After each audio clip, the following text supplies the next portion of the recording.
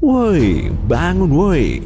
Jangan tidur dulu, dengerin deh. Ada sinyal FM 5 detik yang berasal dari salah satu satelit Jupiter. Kamu langsung meraih ponsel untuk memberitahu rekan-rekanmu. Mereka keheranan saat mencerna informasi darimu dan bergegas menuju ke lab. Selama bertahun-tahun, kamu telah bekerja sebagai ilmuwan di probe Juno yang menjelajahi Jupiter. Tapi baru kali ini kamu bisa mengamati fenomena seunik ini. Ganymede merupakan satelit terbesar Jupiter sekaligus yang terjumbo di seantero tata surya kita. Kalau saja nggak ngorbit Jupiter, statusnya akan berubah menjadi planet. Malahan, ukurannya lebih besar dari Merkurius dan Pluto. Tapi uniknya, Ganymede punya medan magnet. Umurnya sudah 4,5 miliar tahun, atau kurang lebih setua Jupiter. Untuk mengorbit planetnya, Ganymede perlu waktu selama 7 hari di bumi. Semua rekanmu sudah mengerumuni laboratorium dan gak sabar ingin menyaksikan rekaman sinyal yang berasal dari luar angkasa itu. Mereka juga ikut menerka-nerka, mencoba mencari tahu sumbernya. Sekitar 40% permukaan Ganymede gelap dan diselimuti banyak kawah, tapi 60% sisanya terang. Di situ terdapat formasi geologi yang mungkin disebabkan oleh aktivitas tektonik atau pelepasan air dari bawah permukaannya.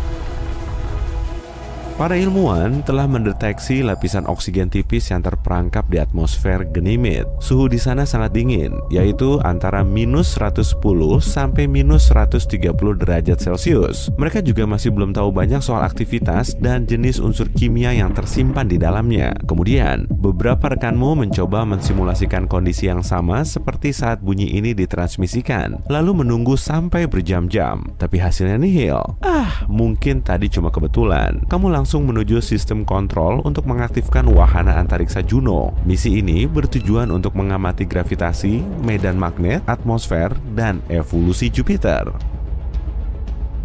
Beberapa bukti juga telah menunjukkan kalau satelit terbesar Jupiter ini mengalami evolusi. Di sekitarnya terdapat medan magnet yang sering memicu terjadinya aurora. Gas benderang ini menghiasi kutub utara dan selatan Ganymede. Kalaupun ada tanda-tanda kehidupan, lokasinya kemungkinan besar ada di dasar lautnya yang sangat asin. Selama bertahun-tahun, para ilmuwan mengira kalau matahari menjadi komponen utama bentuk kehidupan. Tapi sekarang kita tahu, jauh di dasar laut juga ada organisme.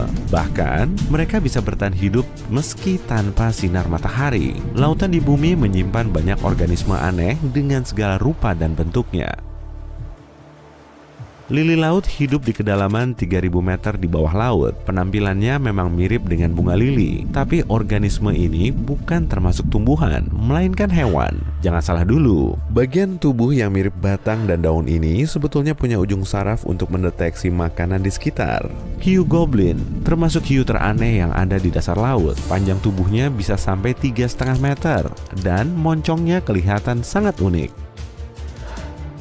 Ada juga anglerfish. Sungut di kepalanya bisa berpendar untuk menarik mangsa dan mencari jalan di dasar laut yang gelap. Mungkin mirip-mirip kayak senter alami yang nggak perlu baterai baru ya. Senter alami ini cuma ada di kepala anglerfish betina. Hewan laut lain yang berpenampilan nyeleneh, misalnya bluefish. Habitatnya ada di Samudra Atlantik, Pasifik, dan Hindia. Tepatnya berada 2.700 meter di bawah permukaan laut.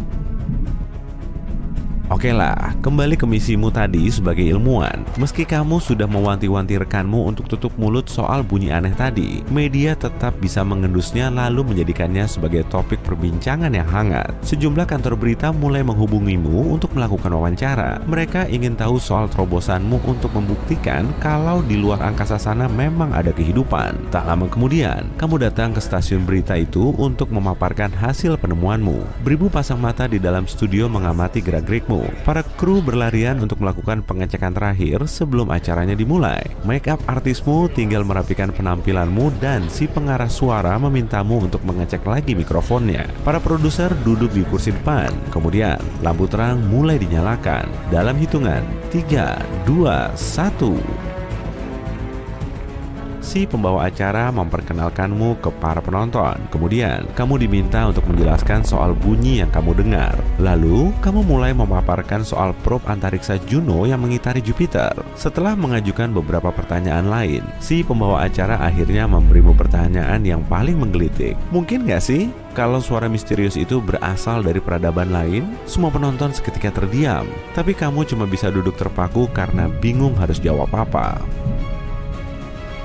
Di dasar laut masih ada kehidupan loh. Meski tekanannya 1000 kali lebih kuat daripada permukaan laut, alga yang notabene merupakan makanan bagi para hewan laut nggak termasuk dalam menu pilihan para hewan laut dalam, karena di bawah sana sangat minim cahaya matahari. Banyak penghuni bawah laut harus mengasup sisa makanan yang tenggelam. Suhu dingin dan tekanan kuat juga telah mengubah struktur sel di dalam tubuhnya, membuatnya lebih tahan banting dari ikan pada umumnya. Bakteri punya caranya sendiri untuk bertahan hidup. Penelitian menunjukkan organisme ini mengasup gas dan bahan kimia seperti sulfur dan karbon dioksida, metana, dan hidrogen terlepas saat lempeng tektonik saling bergesekan. Sejumlah bakteri juga mengasup gas tersebut. Tardigrade atau beruang laut termasuk hewan mikroskopis yang bisa bertahan hidup dalam kondisi ekstrim. Habitatnya ada di gunung berapi, gletser beku, dan bahkan di luar angkasa. Nah, bisa jadi di Ganymede juga ada tanda-tanda kehidupan. Saat kamu memaparkan teorimu, para penonton mendengarkan dengan hikmat. Kamu juga menambahkan kalau kamu belum yakin soal asal-muasal suara unik tadi. Bisa jadi itu dihasilkan peradaban lain, atau mungkin cuma fenomena alam biasa. Tapi bukan berarti di dasar lautan Ganymede nggak mungkin ada organisme aneh dan unik. Bisa aja kan kalau di dalamnya juga ada monster legendaris seperti Kraken atau Leviathan. Atau mungkin ada ikan berkepala dua yang bisa berpendar, ikan bertentakel dan bersirip jumbo, kepiting raksasa. Jenis bakterinya juga mungkin sebanyak di bumi. Dan kalaupun ada, tumbuhan di sana kemungkinan sangat kokoh dan bisa menahan suhu sampai 0 mutlak. Hewan yang mendiami satelit Jupiter ini juga mungkin sebesar paus biru atau sekecil plankton. Setelah wawancara, kamu kembali ke lab untuk mengecek rekamanmu lagi. Tapi di tengah perjalanan, ada poster yang menampilkanmu dan tulisan, "Memangnya kita nggak sendirian?" Widih, kamu sudah jadi orang terkenal tuh. Banyak orang mulai memotretmu dan undangan wawancara lain mulai berdatangan. Sejumlah perusahaan majalah sains juga berlomba-lomba untuk menjadikan potretmu sebagai foto sampul majalah mereka. Tiap kali di lab, kamu menunggu-nunggu suara itu muncul lagi. Tapi nihil, kamu juga mulai mengirimkan sinyal dari probe Juno agar bisa berinteraksi dengan sumber suara ini. Tapi semuanya sia-sia. Kamu tertidur lagi di meja kerjamu, tapi tiba-tiba kamu terbangun di tengah malam. Mungkin ada yang sudah kamu lewatkan? Setelah membuat kalkulasi lagi, kamu baru nyadar kalau jawabannya ternyata sudah ada di hadapanmu. Suara itu nggak berasal dari peradaban lain, tapi dari elektron. Tiap planet menghasilkan suaranya sendiri. Nah, suara ini terbentuk saat partikel bermuatan dari angin surya dan magnetosfer planet saling berinteraksi. Fenomena serupa juga terjadi di Ganymede. Elektron di medan magnetnya saling berinteraksi dengan cara yang aneh, kemudian ditangkap oleh probe. Akibatnya, sejumlah frekuensi yang kurang rata makin menguat. Duh, kamu jadi malu sendiri deh. Sebelum fajar menyingsing, kamu segera mengabarkan berita ini ke rekanmu. Agensi yang tadi mewawancaraimu segera bikin pernyataan resmi yang isinya peradaban lain nggak berinteraksi dengan kita. Kamu cuma bisa terduduk di ruang kerjamu sambil menunggu peristiwa yang selanjutnya bakal terjadi. Menurut prediksi, satelit Jupiter lain, Europa, juga bisa menyokong kehidupan. Di dalamnya terdapat inti besi, mantel, dan lautan asin yang volumenya mencapai 2 kali lautan di bumi. Dan sama seperti di Ganymede, lautan Europa berada di bawah kerak es. Para ilmuwan mengklaim kemungkinan Europa juga punya gunung berapi aktif dan sejumlah bakteri tahan banting. Dengan kandungan air, bahan kimia, dan sumber energi spesifik yang cukup, Europa bisa menghasilkan kehidupan. Tapi kemungkinan di sana cuma ada mikroba kecil.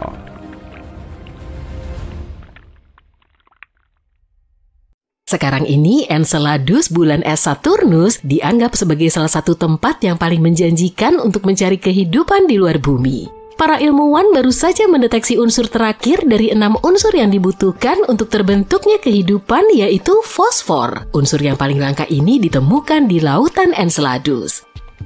Unsur langka ini membantu menyuburkan tanah di bumi, tapi kadar mineral ini di lautan tersembunyi di bulan yang jauh itu kemungkinan 100-1000 kali lebih tinggi dibanding di lautan bumi. Ini mungkin karena lautan di Enceladus kaya akan karbonat mirip dengan air soda, dan air soda ini kemungkinan melarutkan fosfat di dalam batuan di Enceladus. Penemuan baru ini juga menandakan kalau di bulan es Saturnus lainnya seperti Titan, airnya juga mungkin mengandung fosfor. Kenapa para ilmuwan sangat antusias dengan mineral ini? Itu karena fosfat, senyawa yang mengandung fosfor yang merupakan komponen penting bagi kehidupan di bumi. DNA, RNA, dan membran sel mengandung fosfor, tapi di antara 6 unsur yang dibutuhkan untuk kehidupan, yaitu karbon, hidrogen, nitrogen, oksigen, fosfor, dan belerang, fosfor menjadi yang paling jarang ditemukan.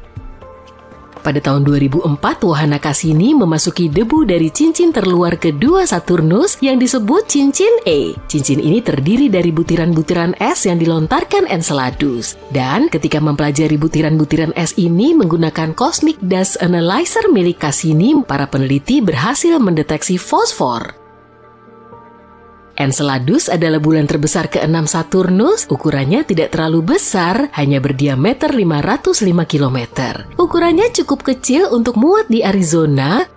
Kita harus mencobanya nih sekali-sekali. Yang menarik, ketika wahana Cassini pertama kali tiba di Saturnus, para astronom menduga Enceladus hanyalah bola es yang membeku. Tapi kemudian, kejutan, para astronom melihat kumpulan partikel es dan uap air menyembur dari geyser di permukaan bulan ini. Jelas bahwa ada lautan luas di antara inti berbatu dan cangkang esnya. Para peneliti yang sama sebelumnya mendeteksi bahwa bulan Saturnus juga merupakan rumah bagi molekul organik yang kompleks.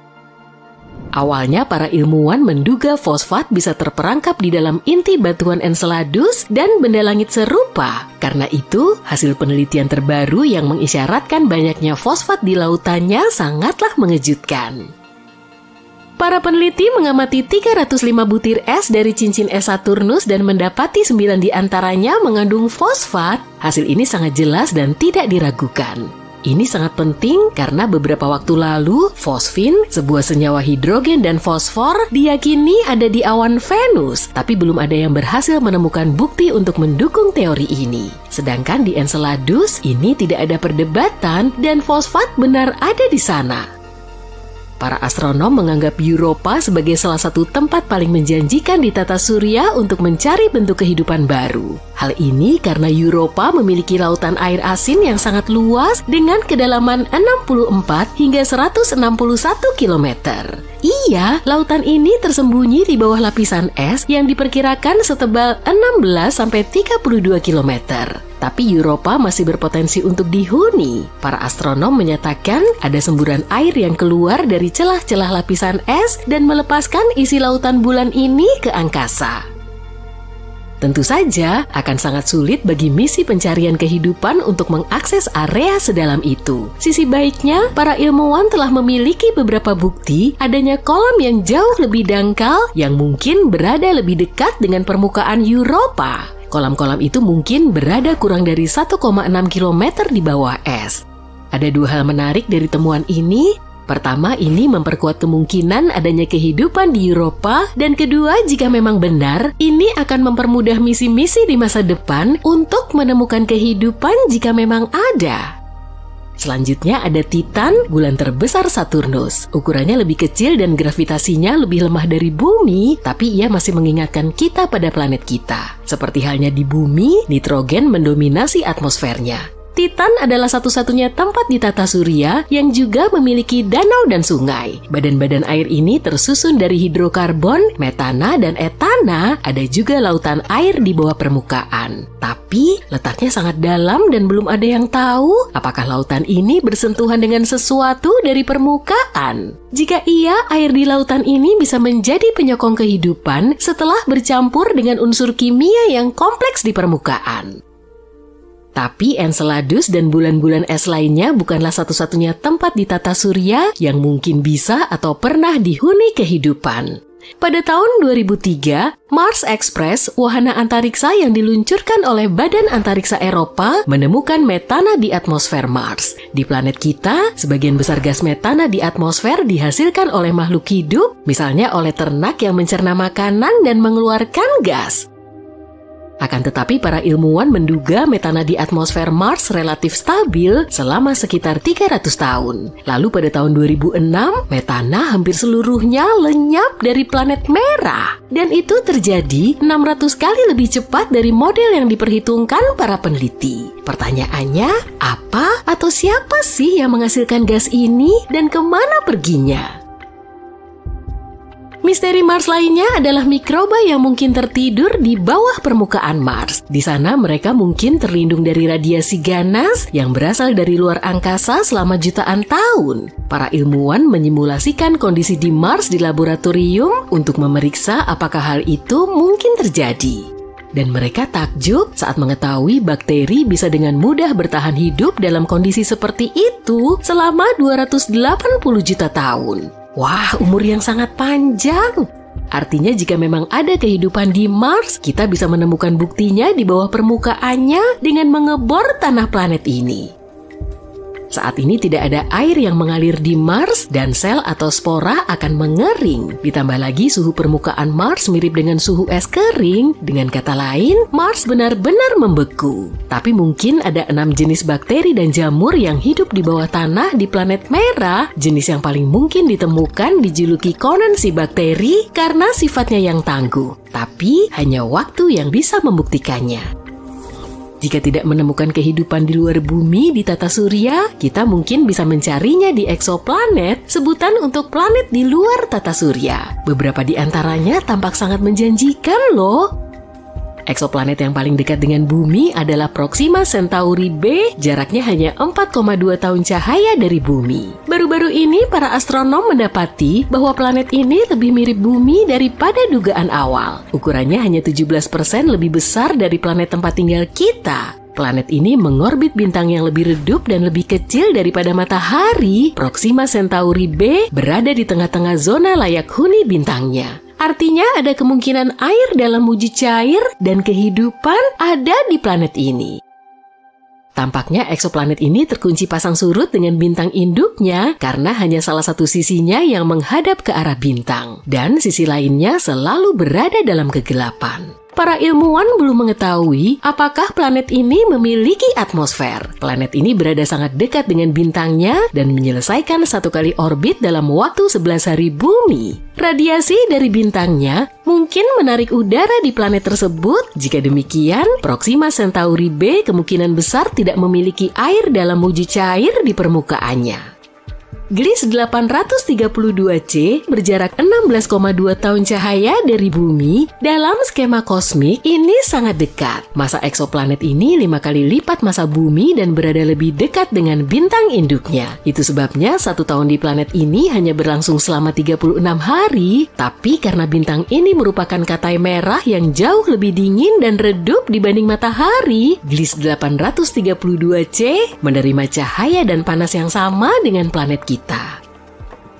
Di saat yang sama, masih belum jelas apakah planet ini mirip dengan bumi. Planet ini mungkin memiliki atmosfer jauh lebih tebal yang menciptakan pemacuan efek rumah kaca. Fenomena ini terjadi ketika sebuah planet menyerap lebih banyak panas dari bintang induknya dibandingkan dengan panas yang dilepaskannya ke angkasa. Artinya, Gliese 832c lebih mungkin menyerupai Venus yang sangat panas daripada bumi yang relatif sejuk. Hei, ini bukan masalah buatku. Jupiter punya 79 satelit yang sudah kita kenal. 4 di antaranya paling besar dan menarik. Kita biasa menyebutnya sebagai satelit Galileo. Nama keempat satelit ini berasal dari Galileo Galilei yang telah menemukannya pada abad ke-17. Meski punya persamaan, keempat satelit Galileo ini sangat berlainan. Europa berukuran paling kecil di antara semua satelit Galileo dan diameternya 3000 km. Satelit mungil ini mengitari Jupiter tiap 3,5 hari. Gambar pertamanya diambil pada tahun 1970-an. Dan sebagian besar permukaannya terdiri dari es cair. Europa punya banyak retakan tanah panjang yang bisa mencapai 1,5 kilometer dan dapat meluas hingga ribuan kilometer. Retakan ini mungkin telah terbentuk saat kerak Europa tertarik oleh pasang surut lautan misterius di bawah permukaannya. Pada tahun 2012, para ilmuwan menemukan semburan uap air di dekat kutub selatan Europa yang tingginya sampai 200 km. Semburan ini bisa membantu mereka nyari tahu kandungannya tanpa harus mendarat di permukaannya. Mereka menduga ada lautan luas yang terkubur sedalam 15 sampai 25 km di bawah permukaan padatnya. Lautan ini mungkin sedalam 65 sampai 160 km. Meski diameter Europa cuma seperempatnya bumi, kandungan airnya 2 kali lebih banyak dari semua lautan kita.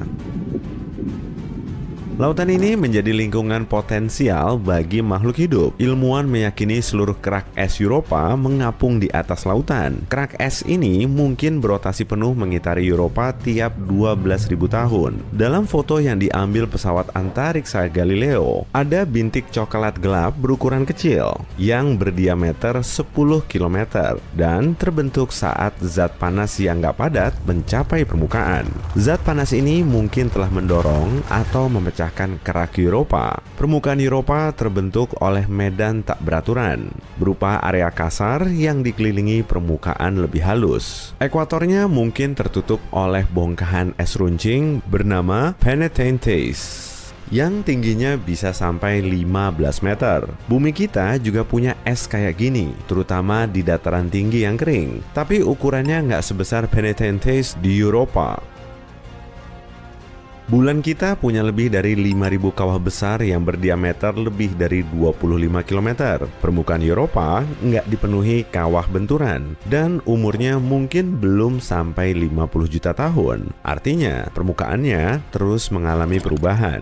Europa bersuhu dingin dan menjadi salah satu objek padat antariksa yang paling mulus di tata surya. Makanya Europa 5 kali lebih terang dari bulan kita. Satelit ini berada di bawah ledakan radiasi konstan dari Jupiter. Karena radiasinya sangat kuat, kita nggak akan bisa bertahan di situ meski cuma 1 hari. Jarak Europa ke matahari 5 kali lebih jauh dari jarak bumi ke sang bintang. Dan di sini hampir nggak ada sinar matahari. Bahkan suhu rata-rata minusnya 160 derajat Celcius di ekuator dan sekitar minus 220 derajat Celcius di kutubnya. Sekitar 40 tahun yang lalu, pesawat luar angkasa Voyager 1 mendekati satelit berbatu, Io, dan rupanya satelit ini menjadi jawarannya aktivitas vulkanik di tata surya kita. Io adalah satelit terdalam kelima Jupiter yang berumur 4,5 miliar tahun, hampir sama dengan sang planet. Ukurannya mirip bulan, kepadatan dan gravitasinya juga hampir sama. Banyak satelit di tata surya kita terdiri dari silikat dan es cair, tapi Io terbuat dari besi dan batu silikat. Di Io juga ada aurora yang cantik. Saat satelit ini mengitari Jupiter, auroranya bisa meredup atau semakin terang, tapi selalu ada. Io relatif dekat dengan Jupiter, hampir 420.000 km di atas puncak awannya. Kalau kamu mengamati Jupiter dari permukaan Io, ukurannya di angkasa akan 40 kali lebih besar dari bulan kita. Langit di situ sangat cantik. Io perlu mengitari planetnya selama 42,5 jam, sementara bulan kita perlu waktu hampir sebulan. Di beberapa area, efek air pasang Io bisa sampai setinggi 100 meter, mirip seperti di bumi. Gravitasi bulan kita menyebabkan pasang surut. Io nggak punya lautan, tapi permukaannya terus bergerak naik turun, mirip lift yang membawa kita ke bawah, kemudian naik ke lantai 30. Gravitasi Jupiter dan satelit besarnya mempengaruhi Io, jadi gaya pasang di permukaannya 5 kali lebih kuat dari pasang laut tertinggi di bumi. Akibatnya, bagian dalam Io sangat panas sehingga sejumlah materi di intinya meleleh. mendidih, dan terdorong keluar. Setelah menghasilkan lubang di tanah, materi ini kemudian berubah menjadi gunung berapi. Aktivitas vulkanik di Io paling tinggi di tata surya kita. Di permukaannya terdapat lebih dari 400 gunung berapi dan 150 diantaranya terus-terusan meletus. Sebagian diantaranya juga ada yang menyemburkan gas panas setinggi 320 km. Permukaannya sangat sulit ditapaki karena ada aliran lava besar, banyak danau lava, dan gunung raksasa yang terus runtuh. Ganymede, satelit terbesar di tata surya kita, juga punya lautan air paling luas. Volumenya 26% lebih besar dari Merkurius, tapi nggak terlalu padat. Satelit raksasa ini punya kerak es cair setebal 15 km. Mungkin di bawahnya ada lautan luas yang berwujud cair. Kedalamannya bisa mencapai 100 km, atau 10 kali lipatnya titik terdalam di lautan bumi. Pesawat luar angkasa spacecraft juga mendeteksi tutup kutub yang terbuat dari air beku. Ganymede terdiri dari setengah batu dan setengah air, termasuk sedikit logam dan es. Atmosfernya sangat tipis dan nggak mengandung oksigen. Lautan ini kemungkinan besar nggak menyimpan kehidupan. Bumi bisa dijadikan sebagai contoh planet yang dihuni mikroba dan makhluk hidup khusus tanpa sinar matahari. Tapi lautan Ganymede sangat dalam dan tekanannya super kuat. Jadi, air di bagian bawahnya kemungkinan telah terkompres lagi menjadi es. Bentuk kehidupan di kedalaman laut di bumi bisa bertahan berkat ventilasi panas yang mengeluarkan mineral. Hal yang sama nggak akan terjadi di Ganymede karena lautan dan intinya mungkin dibatasi es tebal. Tapi laut di situ lebih asin dan terdiri dari beberapa lapisan es. Kalau memang di situ ada kehidupan, mungkin letaknya ada di inti berbatu yang bersentuhan dengan lapisan es terdalamnya. Di bawah semua air dan es ini terdapat medan magnet yang menjadikan Ganymede sebagai satu-satunya satelit di tata surya kita yang punya medan magnet. Penyebabnya mungkin karena satelit ini berinti cair. Ganymede mengitari Jupiter sekitar 7 hari sekali. Orbitnya sangat nyentrik dan posisinya lumayan dekat dengan Jupiter. Gravitasi Ganymede, Io, dan Europa saling tarik-menarik. Saat Ganymede mengorbit Jupiter 1 kali, Europa sudah 2 kali, dan Io sudah mengorbitnya sampai 4 kali. Sepertiga permukaan Ganymede berupa area gelap yang luas, dan 2/3-nya lebih cerah. Area gelap ini lebih tua dan punya lebih banyak kawah. Area yang lebih cerah punya rangkaian pegunungan selebar 700 meter dan sepanjang ribuan kilometer. Callisto, bulan terbesar ketiga di tata surya kita, berdiameter 4.820 km dan mengelilingi Jupiter selama 17 hari di bumi dalam 1 kali orbit. Atmosfernya sangat tipis dan di situ ada banyak kawah benturan, tapi kerak kuno di dasarnya sudah berumur lebih dari 4 miliar tahun. Kalau aktivitas geologis suatu planet setinggi bumi, kebanyakan bukit dari bencana di masa lalu akan hilang. Air, gunung berapi, gerakan lempeng tektonik, aktivitas manusia, dan cuaca bisa mengubah permukaan planet. Callisto nggak pernah mengalami semua itu. Para ilmuwan mengira satelit ini pernah diselimuti laut yang membeku. Callisto sering ditabrak meteor, meski sering juga luput dari target. Meski begitu, Callisto tetap punya sejumlah kawah yang cukup cantik. Misalnya Valhalla, kawah multi cincin terbesar di tata surya kita ini berdiameter 4.000 km. Kawah utama di Callisto punya cincin paling banyak di antara objek antariksa lain. Objek yang telah menabrak satelit ini pasti cukup besar karena bisa menembus kerak tipis sampai airnya menyebar ke permukaan. Dan di bawah kerak tipis ini mungkin ada lautan asin atau es lembut.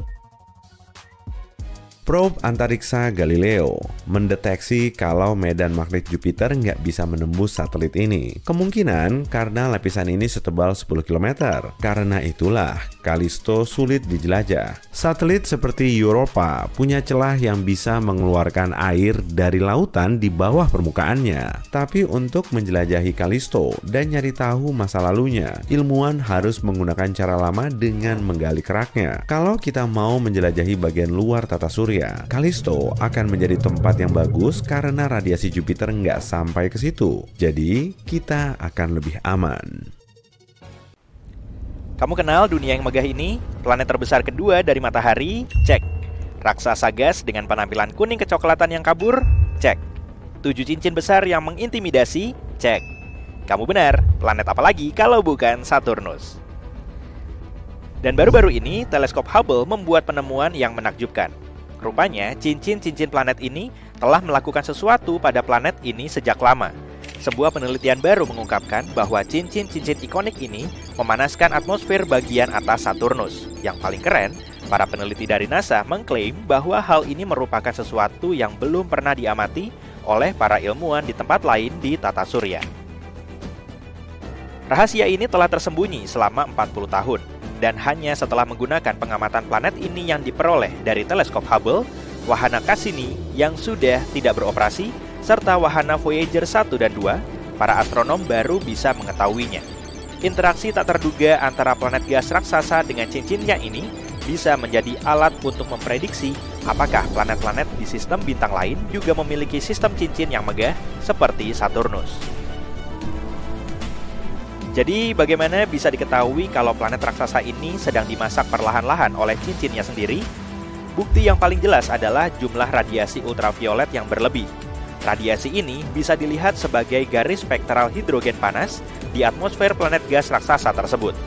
Ada tonjolan di radiasi yang hanya bisa berarti ada sesuatu yang memanaskan atmosfer bagian atas dari luar. Masih belum jelas bagaimana proses ini terjadi, tapi penjelasan yang paling memungkinkan adalah partikel-partikel cincin es menghujani Saturnus dan menyebabkan pemanasan. Tapi bisa juga karena tumbukan meteorit-meteorit kecil atau partikel-partikel angin matahari. Pemanasan ini bisa jadi disebabkan oleh radiasi ultraviolet matahari atau gaya elektromagnetik yang menangkap debu bermuatan listrik. Ketika wahana Cassini milik NASA menyelesaikan misinya dan terjun ke atmosfer Saturnus, wahana ini memiliki cukup waktu untuk mengukur komponen-komponen atmosfer. Dan ternyata banyak partikel yang jatuh dari cincin. Tapi bagaimanapun juga, proses pemanasan terjadi di bawah pengaruh medan gravitasi si raksasa gas. Para astronom sudah mengetahui tentang hancurnya cincin Saturnus secara perlahan-lahan. Tapi mencari tahu bagaimana proses itu memengaruhi planet ini, itu hal yang baru. Masih ingatkah kamu dengan wahana antariksa Cassini milik NASA yang kusebutkan barusan? Selama lebih dari 1 dekade, Cassini mempelajari Saturnus, membagikan gambar-gambar planet gas raksasa ini dan bulan-bulan esnya. Wahana ini membawa kita ke dunia yang menakjubkan, di mana sungai-sungai metana mengalir ke lautan metana, dan semburan gas serta es melontarkan materi ke luar angkasa. Selain itu, Cassini juga mempelajari magnetosfer Saturnus. Masalahnya, gaya-gaya yang bekerja jauh di dalam planet ini menghasilkan gelembung magnet yang sangat besar di sekeliling planet. Gelembung ini disebut magnetosfer. Sayangnya, para astronom masih memiliki sedikit sekali informasi tentang fenomena ini di Saturnus karena medan magnet tidak tampak dan tentu saja paling baik dipelajari dari dalam.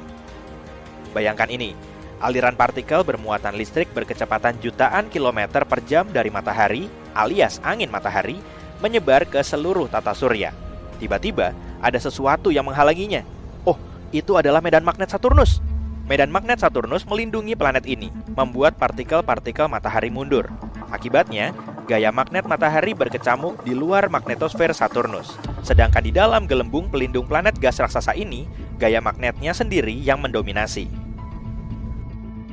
Planet tempat tinggal kita juga memiliki medan magnet, tapi magnetosfernya jauh lebih kecil.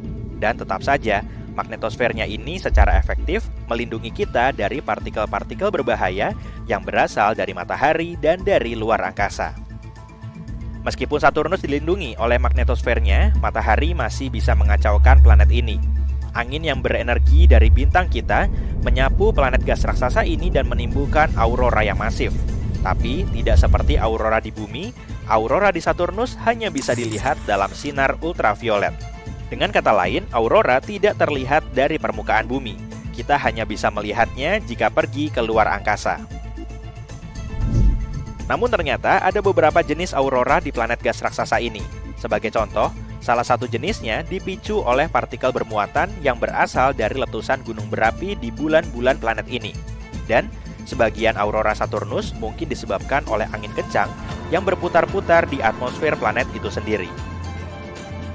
Angin ini berhembus di ionosfer, yakni wilayah yang terletak di bawah magnetosfer. Angin yang sama mungkin bertanggung jawab atas laju rotasi planet yang bervariasi. Fenomena ini menyulitkan para ilmuwan untuk mengetahui berapa lama satu hari di planet bercincin itu berlangsung. Omong-omong soal angin, Saturnus memiliki pusaran misterius yang berputar-putar di kutub selatan planet ini. Seluruhnya menyerupai badai besar seperti badai di bumi, tapi matanya sendiri berukuran hampir 4.000 km. Sebagai perbandingan, mata badai di bumi hanya selebar 3-5 km. Yang membingungkan para astronom adalah meskipun fenomena ini tampak seperti badai, tapi ia tidak berperilaku seperti badai.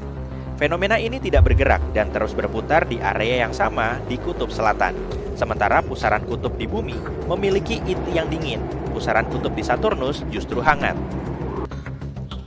Dan sekarang bersiaplah untuk kejutan lain yang disiapkan Saturnus untuk kita. Dalam foto yang dikirim ke bumi oleh teleskop Hubble, kita bisa melihat sepasang bintik gelap dan berbayang di sisi kiri cincin planet ini. Bintik-bintik itu secara informal disebut jari-jari, mungkin karena bentuknya yang mirip ruji-ruji sepeda. Bayangan dan bentuk ruji ini bervariasi. Jari-jari ini bisa terlihat gelap atau terang, tergantung pada sudut dan penyinarannya. Kadang-kadang, bahkan terlihat seperti gumpalan alih-alih sesuatu yang berbentuk jari-jari biasa. Ini juga tidak bertahan lama, tapi kabar baiknya, semakin banyak yang akan mulai muncul saat kita mendekati tanggal 6 Mei 2025. Saat itulah titik balik musim gugur di Saturnus akan terjadi. Nah, di bumi, saat itu adalah saat ketika matahari tepat berada di atas ekuator planet, dan siang dan malam memiliki panjang yang sama. Tapi di Saturnus, itu adalah sesuatu yang sedikit berbeda. Seperti planet kita, Saturnus miring pada porosnya. Itulah sebabnya Saturnus memiliki 4 musim. Tapi karena orbit planet gas raksasa ini jauh lebih besar, masing-masing musim berlangsung sekitar 7 tahun bumi. Equinox terjadi ketika cincin Saturnus berada tepat di tepi matahari. Tapi apa yang menyebabkan ruji-ruji tersebut? Para astronom menduga penyebabnya adalah medan magnet si planet gas raksasa. Ketika medan magnet planet berinteraksi dengan angin matahari, medan magnet tersebut menciptakan lingkungan bermuatan listrik. Seperti yang telah kita ketahui, di bumi, hal ini menghasilkan cahaya utara yang juga disebut aurora borealis. Dan jika kita berbicara tentang Saturnus, partikel-partikel cincin es terkecil pun bisa bermuatan listrik. Dan untuk sementara waktu, partikel-partikel ini melayang di atas bongkahan-bongkahan es yang lebih besar di dalam cincin. Untuk pertama kalinya, ruji-ruji di cincin Saturnus ditemukan oleh misi Voyager milik NASA. Itu terjadi pada awal tahun 1980-an. Pada saat itu, kita tidak tahu bahwa ruji-ruji ini adalah fenomena musiman. Voyager 2 hanya melewati planet ini dan kemudian melaju. Untuk mengetahui apa ruji-ruji tersebut dan bagaimana fungsinya, para astronom membutuhkan teleskop antariksa yang bisa mengamati cincin Saturnus dari jauh, seperti Hubble. Equinox terakhir di Saturnus terjadi pada tahun 2009. Saat itu, wahana Cassini sedang melakukan perjalanan mengelilingi planet gas raksasa ini. Wahana ini mengirimkan banyak foto-foto menakjubkan ke bumi. Wahana ini berhasil membuktikan dengan cepat bahwa ruji-ruji tersebut tidak disebabkan oleh interaksi gravitasi dengan Saturnus atau pengaruh bulan-bulan atau satelit-satelit kecil si raksasa gas yang membentuk cincin planet. Pada tahun 2005, Cassini mengonfirmasi bahwa ruji-ruji tersebut terkait dengan medan magnet Saturnus. Meskipun misi tersebut telah berakhir pada tahun 2017, Hubble telah melakukan pengamatan jangka panjang terhadap perubahan di dalam dan di sekitar Saturnus. Terlepas dari semua pengamatan yang telah dilakukan, para astronom masih belum bisa memprediksi awal dan durasi musim jari-jari itu. Untungnya, cincin Saturnus yang menonjol merupakan laboratorium yang sempurna untuk mempelajari fenomena ini. Meskipun planet gas raksasa lainnya di tata surya juga memiliki cincin, tapi cincinnya tidak begitu tampak. Dan para ilmuwan tidak tahu apakah ruji-ruji itu juga terjadi di planet-planet tersebut.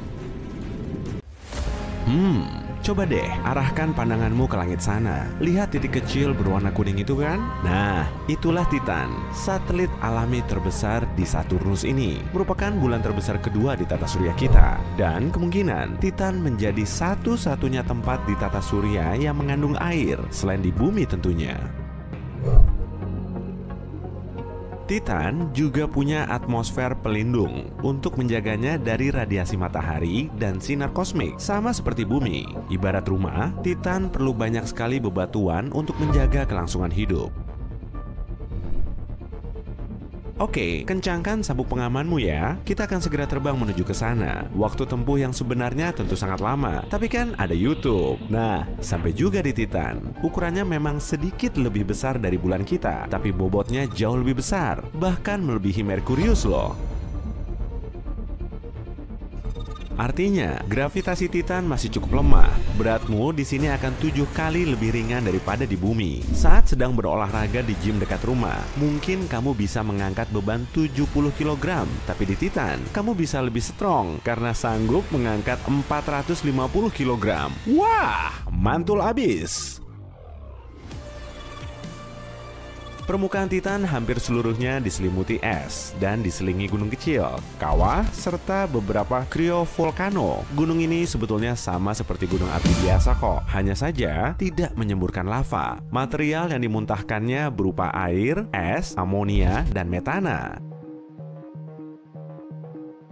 Ada juga danau dan awan. Kalau di bumi kita, mirip seperti tebing lah, tapi ada sedikit perbedaannya nih. Di Titan, semuanya tertutup oleh kabut tebal. Kadang, hujan metana beku juga mengguyur permukaannya. Di bumi, kita memanfaatkan metana sebagai bahan bakar karena mudah terbakar. Tapi di Titan, tidak ada oksigen. Kita tidak bisa menyalakan api di satelit berbatu ini. Nah, karena tidak ada oksigen, kamu perlu memakai masker oksigen. Di sini tak perlu pakai baju luar angkasa seperti di bulan kok, karena atmosfernya lebih kuat. Tapi kamu membawa mantel tebal kan? Siap-siap lo ya, karena sebentar lagi udaranya akan sangat dingin. Suhunya bisa mencapai minus 185 derajat Celcius. Di bumi saja, suhu terdinginnya cuma sampai minus 90 derajat Celcius. Itu pun terjadi di kutub selatan. Suhu di Titan sangat dingin karena lokasinya sangat jauh dari matahari. Jaraknya hampir mencapai 1,4 miliar kilometer. Kabut dan atmosfer pekat menghalangi sinar matahari yang memancar ke permukaannya. Kondisinya terkesan ekstrem ya, tapi jangan salah, makhluk hidup bisa bertahan di mana saja. Misalnya saja bakteri Deino. Nama latinnya panjang banget. Organisme ini bisa bertahan hidup meski berada di tempat yang sangat dingin dan terpapar radiasi. Bahkan bisa hidup selama setahun di luar angkasa, lebih tepatnya di bagian luar Stasiun Luar Angkasa Internasional. Stasiun luar angkasa memang tidak ada apa-apanya dibandingkan Titan. Apalagi kalau kita menelisik satelit alami ini secara lebih mendalam. Banyak ilmuwan yang meyakini ada lautan luas di bawah permukaannya. Gravitasi Saturnus membuat inti Titan agak panas. Di lautan tersebut juga terdapat amonia. Senyawa ini seperti anti bekunya Titan. Selama airnya tidak membeku, makhluk hidup akan bisa bertahan hidup. Jadi, ada apa saja di bawah sana? Sebetulnya, para ilmuwan sudah menemukan bukti nyata kalau di permukaan Titan terdapat kehidupan. Nah, coba lihat mikroskop ini. Inilah C3H2 yang ditemukan oleh sekumpulan perangkat berantena aneh di Gurun Chili. Sebanyak 66 antena diarahkan ke langit menuju titik yang sama. Molekul C3H2 bisa berperan sebagai pembentuk DNA yang merupakan kode kehidupan. Sebagian orang menganggap molekul ini sudah ada di planet kita sejak miliaran tahun lalu, saat kehidupan baru dimulai. Mereka memastikannya menggunakan probe yang benar-benar mendarat di Titan. Rupanya, antena di gurun itu benar. Titan menduduki posisi teratas dalam daftar lokasi yang bisa kita tinggali suatu saat nanti. Weh, Mars, kamu tersikut ya? NASA memiliki proyek baru bernama Misi Dragonfly. Lembaga antariksa Amerika Serikat ini akan mengirimkan drone ke Titan agar bisa menjelajahi lebih dekat. Misi ini akan diluncurkan 6 tahun lagi dan roketnya akan mencapai satelit Saturnus ini 9 tahun kemudian. Jadi kita masih perlu menunggu lama nih sebelum akhirnya bisa angkut-angkut barang menuju Titan. Setelah mendarat di permukaan Titan, drone Dragonfly akan terbang berputar-putar seperti helikopter ganda. Drone ini akan punya 8 baling-baling selebar hampir 1 meter. Meskipun lemah, gravitasi di Titan cukup bisa kok membuat drone-nya melesat dengan mulus. Dragonfly akan mampu terbang sejauh 2,3 km, lepas landas dan mendaratnya secara vertikal, sama seperti helikopter biasa. Tapi, masalah utamanya terdapat di baterai drone. Para ilmuwan menemukan generator yang bisa mengubah energi radiasi panas menjadi energi listrik. Ya, pokoknya gitu deh. Dalam sekali cas, diperkirakan bisa dipakai untuk terbang non-stop selama beberapa jam. Dragonfly akan mengangkut banyak peralatan yang dipakai untuk melakukan penelitian. Jadi, bentuknya akan sangat berbeda dari drone yang biasa kita terbangkan di taman saat weekend. Beratnya saja setara dengan total berat 3 ekor burung unta. Drone ini juga akan punya 2 drill, sejumlah sensor, alat spektro untuk mencari bahan kimia yang terdapat di Titan. Selain itu, Dragonfly akan dilengkapi dengan saluran cuacanya sendiri, beserta ribuan instrumen untuk mengukur suhu, awan, dan lain-lain. Seperti gadget canggih zaman now, drone ini punya kamera. Siap-siap saja kamu akan mendapatkan foto landscape Titan yang sangat menawan. Semalam di Titan berlangsung sekitar 8 hari di bumi. Saat itulah drone akan bergerak lambat di permukaan sambil mengecas dan menganalisis sampel. Prosesnya memang berlangsung sangat lama, tapi bagus dong.